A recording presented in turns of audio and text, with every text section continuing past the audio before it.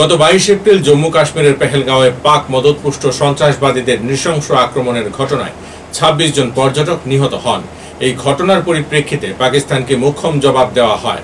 প্রধানমন্ত্রী নরেন্দ্র মোদী এর নামকরণ করেন অপারেশন সিঁদুর। এই অপারেশন সিঁদুর বিশেষ কৃতিত্ব প্রদর্শন করে ভারতীয় সেনাবাহিনী।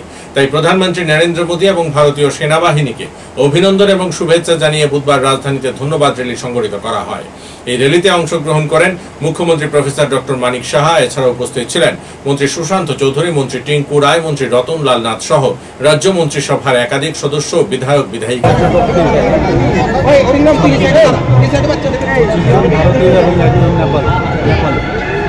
নৃশংসভাবে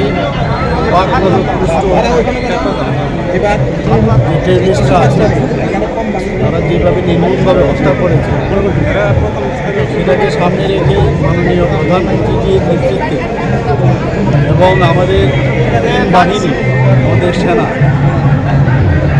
যেভাবে পাকিস্তানকে আক্রমণ করেছে এবং টেররিস্টদের যে ঘাঁটিগুলো সেইভাবে উড়িয়ে দিয়েছে, সেই জন্য আজকে আমাদের সলিডারিটি দেখার জন্য আজকে ত্রিপুরার থেকে আমাদের আজকে স্টেট লেভেলে আমরা সব ধরনের নাগরিকরা সবাই এসছেন এবং আমরা মাননীয় প্রধানমন্ত্রীজির সাথে আছি এবং মাননীয় প্রধানমন্ত্রীজি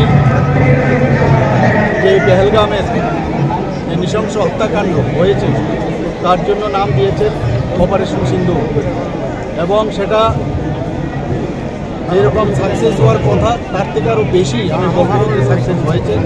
এর জন্য আমরা তিন সেনাবাহিনী এবং মাননীয় প্রধানমন্ত্রীজিকে আমরা ধন্যবাদ দেওয়ার জন্য আজকের এই র্যালি এবং আমরা এই দেশবাসী সমস্ত আজকে মাননীয় প্রধানমন্ত্রীজি এবং সমস্ত টিম যে আমাদের সেনাবাহিনী আছে তাদের সাথে আছে সেটা আমাদের দেখানোর জন্য আজকের এই র্যালি।